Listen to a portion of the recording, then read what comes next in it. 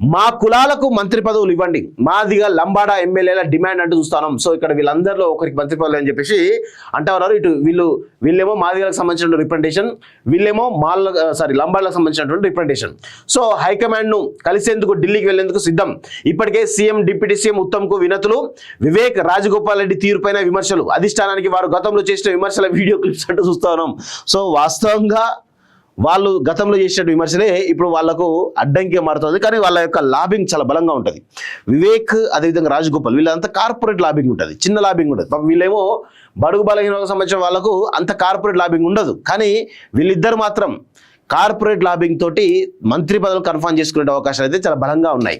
So మంత్రివర్గ విస్తరణకు ముందే కాంగ్రెస్ పార్టీలో అలజడి మొదలైంది. కేబినెట్ లో తమ వర్గాలకు ప్రాతినిధ్యం కల్పించాలని డిమాండ్లు తెర మీదకి వచ్చాయి. తమ కులాలకు మంత్రి పదవులు ఇవ్వాలని మాదిగా లంబాడా ఎమ్మెల్యేలు అధిష్టానానికి వినతులు పంపించారు. తమ వర్గానికి మంత్రి పదవులు ఎందుకు ఇవ్వాలనే విషయాన్ని తెలుసుకునేందుకు నేరుగా ఢిల్లీకి వెళ్లేందుకు సిద్ధమవుతున్నారు. ఇదే అంశంపై అసెంబ్లీలో CM Revanth Reddy, deputy CM బట్టి విక్రమార్క, మంత్రి ఉత్తమ్ కుమార్లను కలిసి విజ్ఞప్తులు అందజేశారు. జనాభా తమాషా ప్రకారం తమ వర్గాలకు ప్రియారిటీ ఇవ్వాలని. సో అసెంబ్లీ లాబీలో ఎక్కడ చూసినా మాదిగ లంబాడా ఎమ్మెల్యేలు హడావుడి కనిపించింది. గొంతు విప్పిన మాదిగ లంబాడా ఎమ్మెల్యే ఎట్టకేలకు వాళ్ళిద్దరు గొంతు విప్పారు. మంచి పరిణామమే.